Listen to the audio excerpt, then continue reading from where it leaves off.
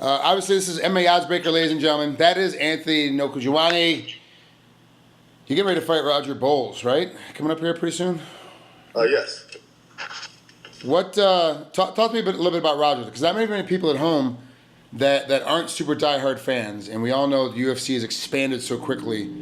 They're missing a lot of the characters that are out there. So explain to us how you see Roger from your standpoint. From my standpoint, from what I've seen on the videos, he's more like a brawler with a little bit of technique. He's just a guy that just comes out there, blows his load in the first round, and then that's it. I really haven't seen much out of him because every single fight that I've watched, all he does is just charge in, tries his best to knock his guy out, and try to win the fight that way. And he claims he's a wrestler. He claims he's a kickboxer, but I really haven't seen none of that out of him. Do you see anything in the tapes that he's bringing to the table that's different from anybody else that you faced? Actually, no. Well, the only thing that he's bringing differently is just his style of fighting, which is caveman style. Run in, try to do the job, and it works out for him.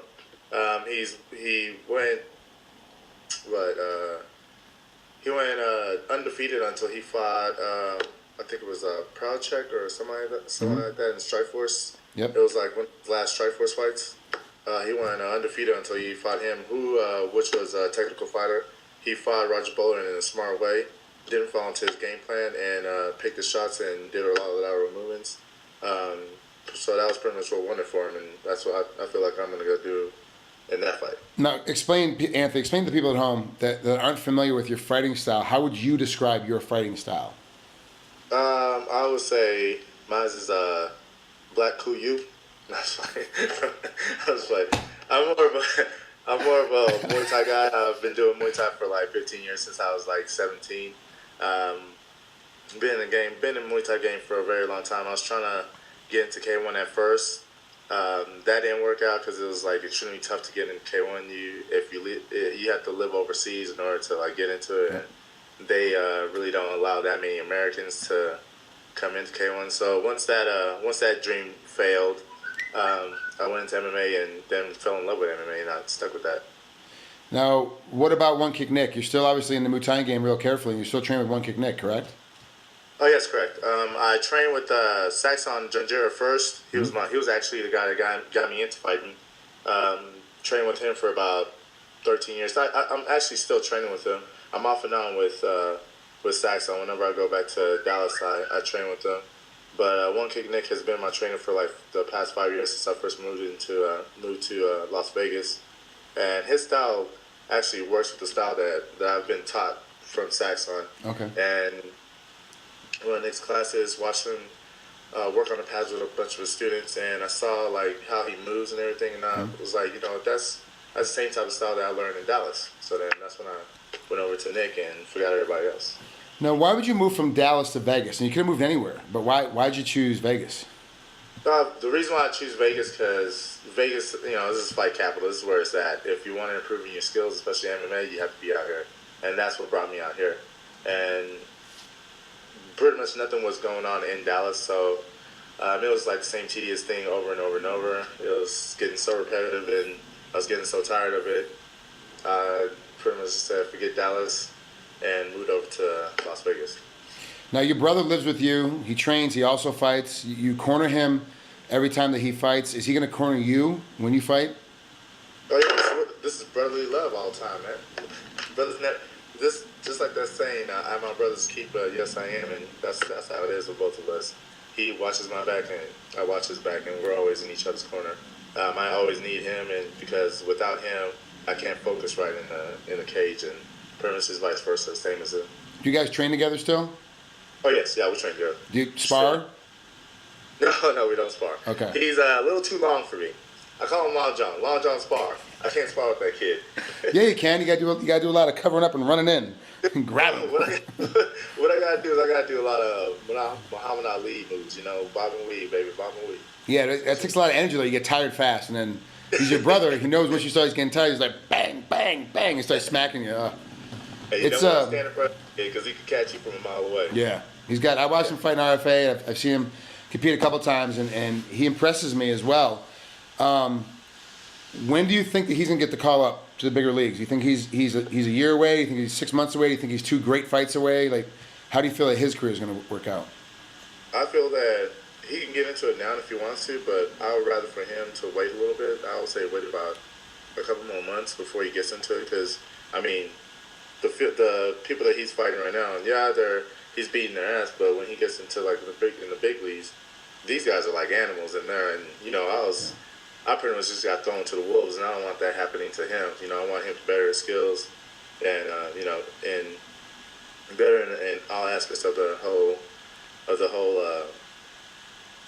of what he's trying to accomplish. And I don't want him going in and, you know, and just not knowing what to do, and all of a sudden gets kicked out like in 2 or 3 fights. So I want him to better his skills, then get in. And so I would say just wait about like 6 months. Will that help or hurt you? Because now you and your brother both are fighting for the UFC.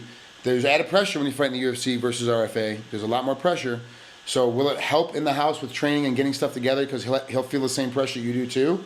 Or do you think it's going to hurt both of you because both of you now are underneath a smaller microcosm? Oh, actually, no, it won't, because him and I have fought under the same umbrella before. We fought for World Combat League together. Mm-hmm. We have fought for a bunch of other local shows in Dallas before, so it'll pretty much be the same. It'll be nothing different. If he fights for UFC, I'll still have the same mindset, same as him. So nothing like that would ever hinder us from becoming the best MMA fighter or take us away from what we're trying to accomplish in the game. You're real nerdy, super clean, always fresh cut, always fresh clothes. At the house, are you a neat freak as well? If you see my place right now, it's like a bachelor pad. So we have not been able to put our hands in anything. Dishes are piled up. We need to clean, actually, but it's kind of like disturbing right now. I do need to start cleaning up. I was actually going to clean up after this interview, get my hands dirty, get down dirty and the grease and all the trash and stuff that we got laid out. But every now and then I try my best to be a neat freak, but I don't know. Who's neater, you or your brother? Ooh. Who's neater? Oh, the older brother. I'm the one that always got to tell him to clean up. Hey, you know, just checking. You know, my younger brother's smarter than me. I'm just cleaner than him. It's just, you know, there's a game that's played. You know, he's got to figure it out. The older brother's always the one that dictates everything. Now you guys are in a premier bachelor pad right now. You're living in Vegas. It's a hot time. How hard is it coming from Dallas to Vegas? How hard was it at the beginning to not be distracted while you're training, not end up in the clubs? Because you're a good-looking cat. The girl's gonna flock to you. So like you go to the clubs, it's gonna be easy pickings for you. Like that's easy distraction without having to take much work. You know, how hard was it to stop doing that? It was hard, but then we learned to put all the distractions away and focus on our training, focus on our fighting. We're not easily to be distracted. I mean, if a hot chick tells me, hey, come and drink with me when it's like 2 weeks away from my fight, I'll walk away from it. Because what's more important to me is getting better in MMA and becoming a champion later on down the line. You still doing your jiu-jitsu with Sergio Peñas? Oh yeah, Sergio. I'm always gonna be with Sergio. I'm never gonna leave Sergio. Sergio is like one of the best jiu-jitsu guys out here, and I just want to stick with him. Is he? Who corners you when you come in? Is Sergio coming too? Is he your third corner guy? Yeah, Sergio. Actually, Cheeto would be my third. Nick is my first, and Sergio's the second. Okay. Wow, that's actually a pretty good group. Pretty good group of guys. Does your brother stay with you when you guys are in the room? Does he stay in the room with you when you're during fight week to kind of keep you calm down and make, because he knows you better than anybody else. He knows if you need something without you even saying it. He's ahead of you long before you even need it. He knows what to get. Does he stay with you in the actual room, or do you need that space during fight time? Well, no, we live together, we train together. Fight week, I need a little bit of space. I need my own room. Oh no, he's always with me. We're like joined to the hip when it comes to stuff like that. We're never away from each other. If he needs something, I'm there. Just like if he needs something, I'm there. If I need something, he's there for me. So we never push each other away, because we're like the ones that keep ourselves level headed. If he's not there talking to me, then my head will be in a different place. He's the one that brings me down and keeps me grounded. So without him being in the room with me, my mind will be all over the place. All right, perfect. So, yeah, so he's always over. Well, I know you got a bunch of dishes to do and laundry, and you got to figure out all those women's panties and get them out of the way and figure where they belong. And all that. I know, I understand. It's tough. Thanks for coming on to MMA Oddsbreaker. Good luck against Roger. I think it's gonna be a great fight.